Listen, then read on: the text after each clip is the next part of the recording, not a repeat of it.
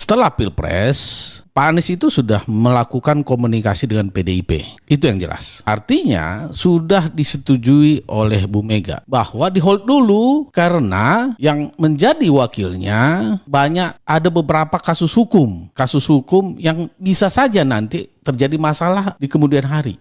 Itu kronologinya yang saya dapat, sehingga terjadi pembatalan itu ada torpedo dari Istana Lama maupun Istana Baru. Begitu informasinya. Istimewa ya. Iwan Tarigan. Ya, selamat siang Bang Refli. Jadi Bro Iwan sehat ya? Sehat. Jumpa lagi. Jadi Anda orang yang sangat bersemangat untuk mendukung Anies Baswedan. 3 tahun. Ya. Bro ya, saya ingin Anda menceritakan apa saja yang Anda ketahui selama 2-3 hari terakhir ini. Gak usah cerita yang lama, 2-3 hari terakhir ini. Karena Sobat Era sekalian pasti akan pengen tahu sebenarnya what really happened ya. Backstage-nya itu seperti apa? Silakan Anda urutkan. Oke, Bang RH. Jadi terima kasih. Bang RH ini teman saya di Timnas juga. Ya, jadi kita juga banyak yang saya tahu, beliau juga tahu juga, tetapi ya beda-beda sedikit informasi saja ya. Jadi kepada teman-teman sahabat RH dan juga saya lihat banyak yang relawan Anies juga, pendukung Anies di channel Bang RH ya. Jadi kita melihat kronologi pembatalannya itu. Tentunya teman-teman RH Channel ingin tahu bagaimana kronologinya. Ini yang saya dapatkan informasi. Ya, Pak. Ya, jadi masalah valid. Sebentar, saya potong sedikit. Jangan Anda ngulangi apa yang ada di media, tapi apa pengalaman Anda? Ya, ini belum ada di media, makanya relawan harus tahu kan. Ya, jadi relawan harus tahu supaya ada kejelasan dan juga ada fitnah-fitnah juga dan juga jubir-jubir PDIP yang mengatakan polarisasi itu yang ingin saya lawan. Kalau tidak saya nggak mau melawan juga ya sudah biarin nggak jodoh. Tapi kita harus tahu setelah Pilpres Pak Anies itu sudah melakukan komunikasi dengan PDIP. Itu yang jelas. Artinya sudah disetujui oleh Bu Mega. Kalau nggak mungkin kan melakukan komunikasi. Apalagi itu sudah diutus dan PDIP pun sudah mengakui bahwa yang mereka utus itu adalah Said Abdullah dan Ahmad Basarah. Ya, itu yang jelas. Jadi komunikasi bukan 1-2 hari, sudah lama. Dan juga PKB pun sudah mengatakan mereka ingin memajukan Anies dengan wakilnya PDIP. Dan mereka sudah membuka komunikasi. Itu yang terjadi. Nah, kita langsung ke hari H. Ya. Sebelumnya itu sudah melakukan banyak pertemuan dengan Pak Anies. Ya, kita melihat juga keluar juga foto bagaimana. Sorry, hari H itu tanggal 26 ya? 25 apa 26? 25. 26 sehari sebelumnya 26. Bukan 25. Oke, Anda bilang tanggal 25. Oke. 25 Oke, ya. silakan. Jadi sebelumnya itu pun kita lihat foto yang sudah beredar bagaimana Said Abdullah dan Ahmad Basarah itu bertemu dengan Pak Anies dan melakukan tanda tangan ya.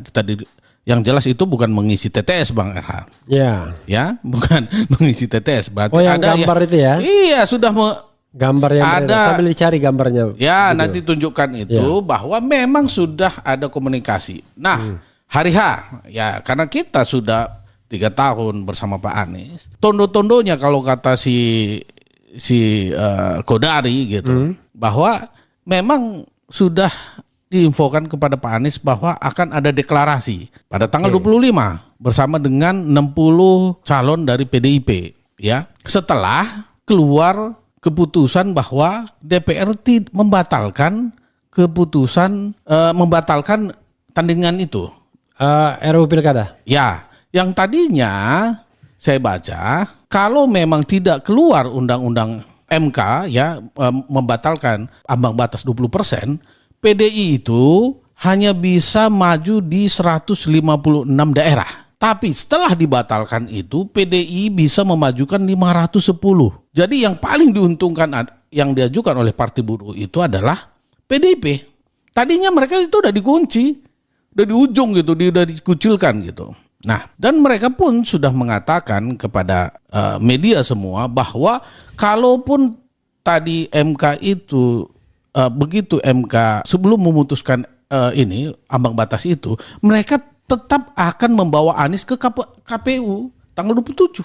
Kita harus ingat itu. Jadi kalaupun nanti ditinggalkan sendiri, mereka akan mengantar Anies. Itu kata mereka. Oke, ya. Nah, sorry, kita pastikan sebenarnya yang mau Yang mau deklarasi itu tanggal 26 ya. ya, tanggal 26 waktu Anies ketemu Rano Karno duduk. Tanggal 26 itu ya? 26 ya? Ya. Oke. Kalau 26 lah, kita anggaplah tanggal 26 ya, nanti bisa dicek lagi. Nah, saat itu Pak Anies sudah sungkem ke Ibu karena memang informasinya akan dilakukan deklarasi. Jangan sungkem dong. Apa? Memang begitu. Minta izin ke ibunya. Oh, ibu kandungnya. Ya. Karena soalnya kalau bilang ibu-ibu itu bilang Megawati lagi. Oke. Ya, kali ini ibunya gitu ya. Ibunya Pak Anies sudah sungkem minta izin, minta doa. Ya. Nah, Bang Refli sama saya kan sama 3 tahun hampir 3 tahun mendukung Pak Anies dan itu adalah tradisinya Pak Anies karena beliau kan sangat dekat dengan ibunya, sangat sayang kepada ibunya ya, dan sudah minta doa dan sudah pakai baju merah. Oke? Kronologinya begitu. Dan Pak Anies sudah sampai ke DPP PDIP di lantai 4 bersama Rano. Oke, itu yang kita dapat informasi. Kemudian yang menariknya itu ada utusan menyampaikan bahwa terjadi di hold dulu. Utusan itu siapa? Ya, utusan dari PDIP. Ya, kemungkinan itu karena penghubungnya itu adalah Said Abdullah dan Ahmad Basarah. Ya, saya tidak diberitahu siapa yang menyampaikan kepada Pak Anies bahwa di hold dulu karena yang menjadi wakilnya ada beberapa kasus hukum. Ya, kasus hukum yang bisa saja nanti terjadi masalah di kemudian hari. Ya, kasus hukumnya itu adalah baik itu di Banten, ya Bang Banten, maupun kasus-kasus dengan Ratu Atut. Waktu itu. Dan saya coba konfirmasi, saya cek, memang benar 2020 itu memang beliau mengakui ada menerima uang sebesar 7,5 miliar dari Wawan untuk keperluan pemenangan pilkada. Ya, yang Wawan jelas itu suaminya Airin ya. Suaminya Airin, adiknya Ratu Atut. Ya. Ya, dan itulah kasusnya. Itu 2020. Nanti kita bisa cek, nanti Bang RH bisa tampilkan. Itu alasannya di hold. Nah, tetapi dari pihak kita yang mendengar itu merasa ini ada kebenaran, ada positive thinking kan, berarti mereka harus mencari pengganti. Oke, makin sore makin liar informasi bahwa Pramono Anung dengan Rano Karno, ya kan? Kita positive thinking saja, sembari memang melihat keadaan, begitulah yang terjadi.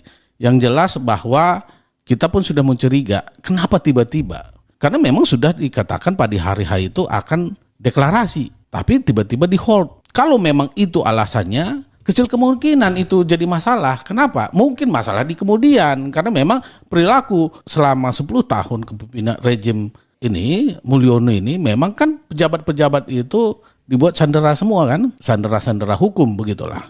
Jadi orang itu disandera oleh hukum. Itu adalah stylenya dia gitu.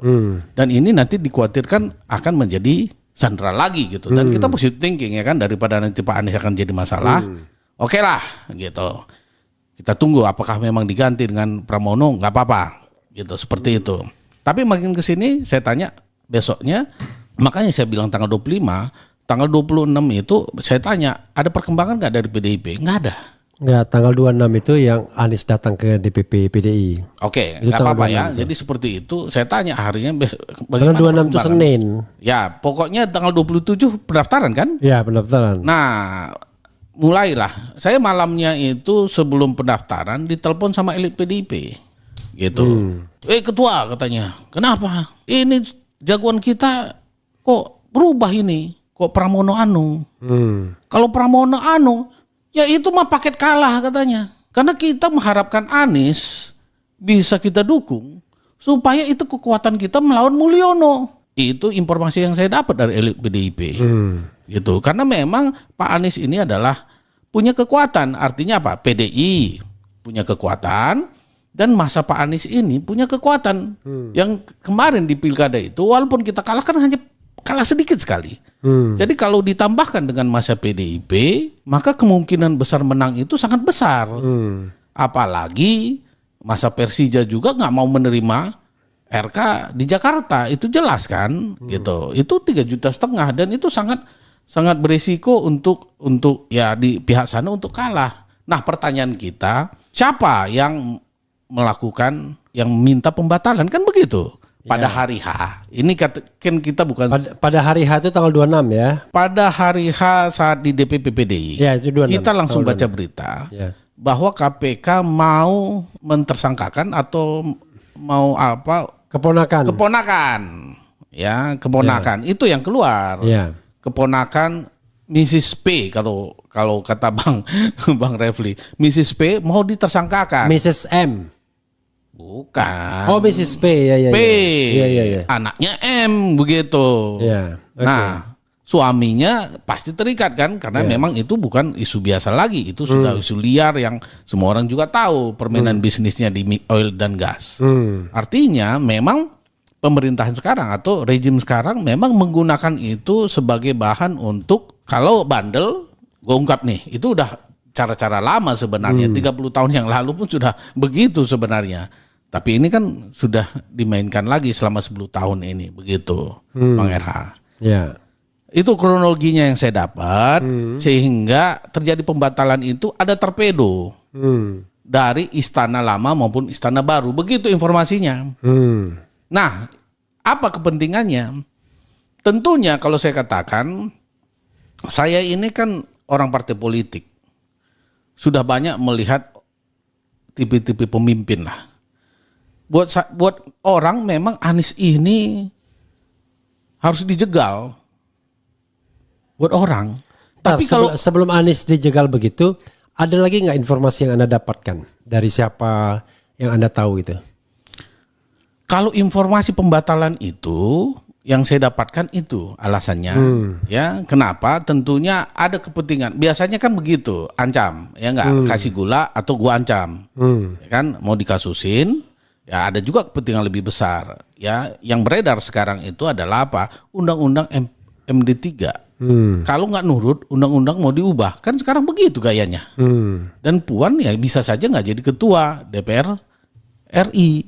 Nah pastinya pada saat Pak Anies mau diputuskan jadi calon gubernur, yang menurut semua pengamatan orang itu pasti menang. Dan ini sangat berbahaya kepada orang yang akan mau melanjutkan, ada anaknya yang mau nanti naik, ada ketua parpol lain juga yang anaknya dia dorong-dorong gitu. Karena saya juga ditelepon terus sama orang elit partai juga, partai lama saya gitu. Saya ditelepon terus, satu hari itu bisa 3 kali. Nggak apa-apa di spill partainya, yang penting orangnya enggak. Ya itu. Jadi partai lama saya, nanti cek aja partai lama saya kan, mengetahui keadaan perkembangan, ya kan.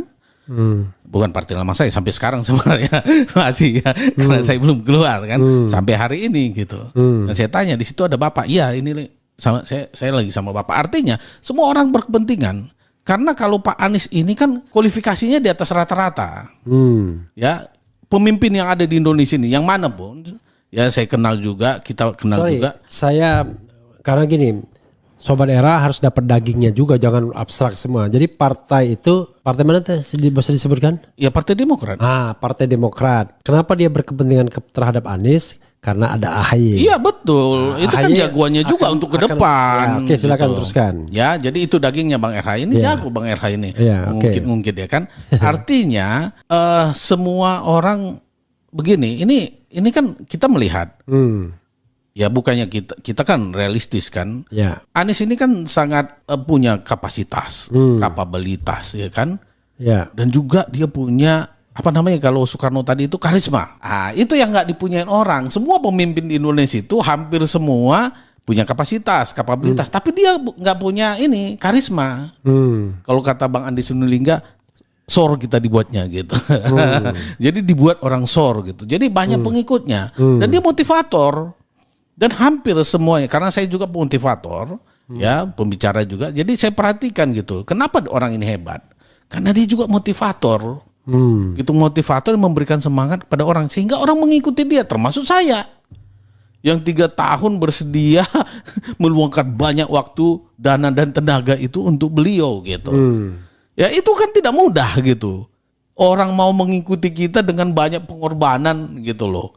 Uang, tenaga, semuanya untuk sebuah cita-cita. Orang ini bagus gitu. Dan kita lihat dari sejak mahasiswa Bang RH, kita sama-sama kuliah di Jogja. Anies Baswedan ini dengar namanya aja orang, wih, ya kan udah keren sekali kan begitu.